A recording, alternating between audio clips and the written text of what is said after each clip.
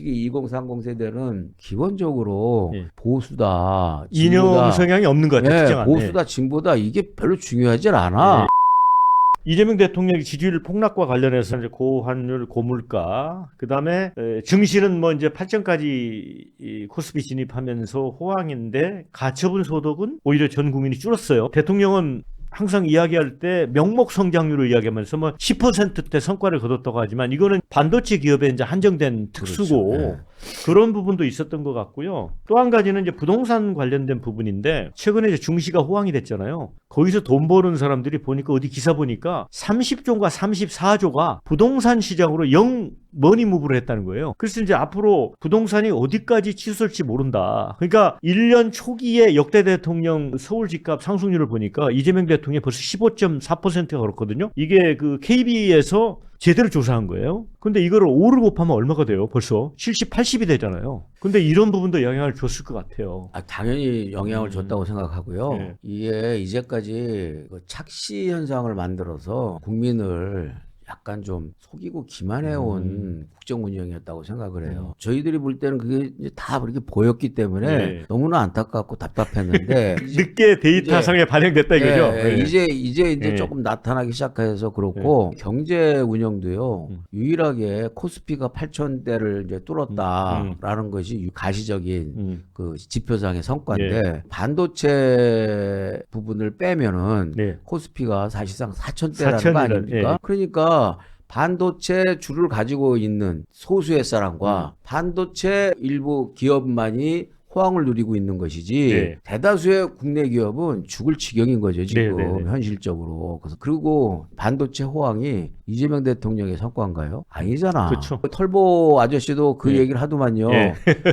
운이 참 좋다. 운이 참 좋다. 반도체 호황이 네. 이재명 대통령 역할이 있었던 것이 아닌데 네. 세계적인 호황이고 네. 그 어떤 AI로 인한 네. 그 흐름인데 이재명 대통령이 그에 올라탄 것이다. 그래서 네. 운은 참 좋다. 이렇게 얘기를 했지 않습니까? 그런 식으로 해서 이게 운이 좋았던 것이지 이재명 대통령이 반도체 산업을 육성하고 역량을 높여가지고서 그 반도체 호황을 이끈 게 아니잖아요. 세계적인 시장의 흐름의 결과로 반도체 호황이 있었던 것이고 그래서 코스피 지수 8,000대까지 그 실제는 4,000인데 네. 그걸 더블로 8,000대까지 올려놓고 또 때까지 올리면서 영업이익에 대한 배분이 이게 지금 고용하는 데 쓰는 게 아니라 노동 쪽에다만 쓰고 있잖아요. 그리고 지금 이재명 정부의 정책이라는 것이 고용보다는 노동 쪽에 소위 말 민노총 출신의 고용노동부 장관이 들어가서 그런지는 몰라도 그렇죠. 노동 쪽에 더 많은 인센티브를 주고 있기 때문에 그래서 지금 고용노동부가 노동만 있지 고용은 고용이 없는 없죠. 상태예요. 그래서 세대들이 그러니까 젊은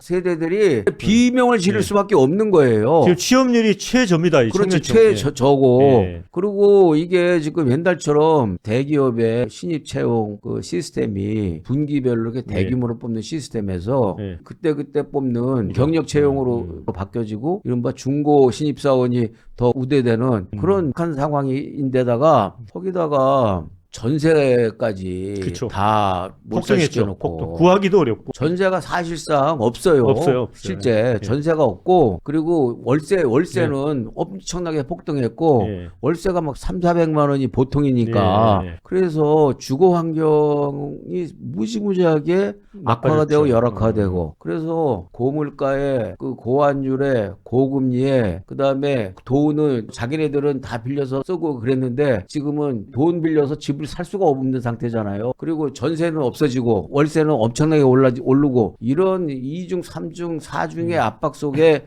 있는 2030 입장에서는 상대적 박탈감과 진짜 사회적 스트레스를 느끼지 않을 수가 없는 것이죠. 그런데 그것을 가지고 보수화됐다느니 극단적 우경화됐다느니 이런 식으로 이른바 낡은 이념적 카테고리로 진영 논리로 그 2030 세대를 예단하려는 것 자체가 넌센스라는 거죠. 특히 2030 세대는 90년대 이후에 태어난 세대들이어서 기본적으로 예. 보수다, 이념 진보다, 성향이 없는 것 같아요. 네, 특정한. 보수다, 진보다 이게 별로 중요하진 않아. 네. 그냥 내가 하고 싶은 거, 그리고 내가 편하게 살아야 되는 것, 음. 이것이 1차적인 예. 목표이고 관점인데 그들의 가장 기본적이고 그 상식적이고 합리적인 욕구 내지는 요구를 그거를 채워주지는 못하면서 그 욕구를 우선적으로 요구하는 것에 대해서 불구가 됐다 이렇게 매도를 해버리니 네. 2030 세대 입장에서는 너무나 어이없는 상황이 된 것이고 억울한 것이죠. 그래서 저는 지금 이게 올공보 집회라고 하는데 이 삼정권 집회가 이게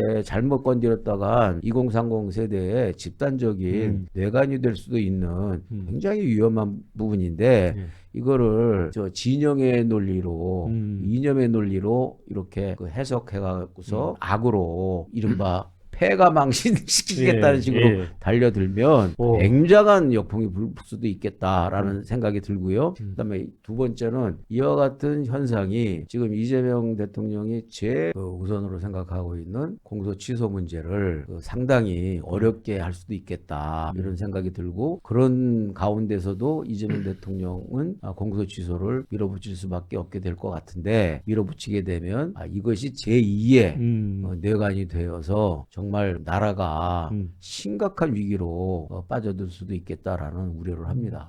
굉장히 중요한 말씀 해주신 것 같아요. 그러니까 저도 이제 그런 얘기를 들었어요. 그러니까 이 30대층은 절대 이념화되지 않은 친구들인데 그동안 아까 여러 가지 이 삶의 조건, 취업도 현실적으로 어렵고 엄청난 스트레스를 받고 있었는데 그러던 차에 이 부실 투표라고 하는 사건이 터진 거예요. 이게 절차상 공정하지 못한 거잖아요. 국가가 관리를 잘못한 그렇죠. 거고 그걸 계기로 폭발했다는 분석들이 있거든요. 저는 그 분석이 정확하다고 봐요. 예. 지금 사회가 그동안 윗세대, 예. 그러니까 40, 50 세대들이 살아왔던 사회와는 다르게 20, 30 세대들은 너무나 많은 기회가 박탈되고 있고 예. 그 다음에 40, 50 세대들의 기득권에 의해서 본인들의 이 삶의 질이 상당히 울림을 받고 있다는 그런 판단을 하고 있었는데 그리고 그런 것들이 공정하지 못하다라는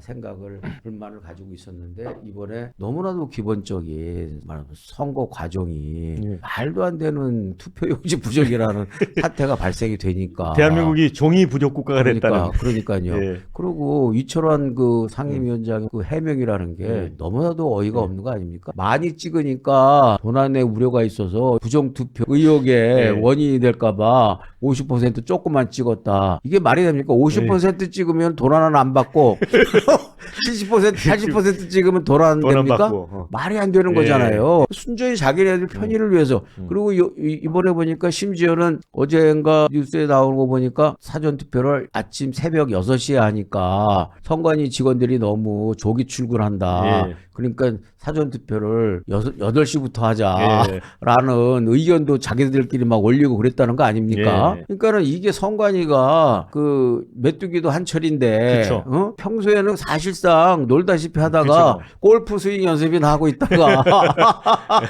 그렇죠.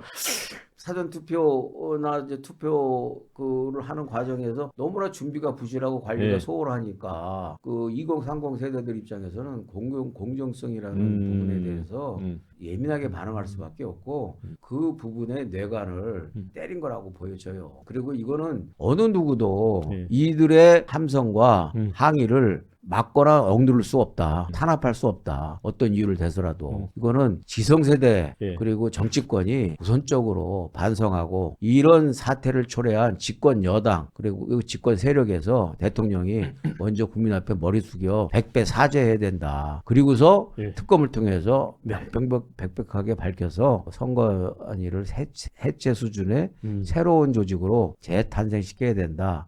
이렇게 생각합니다.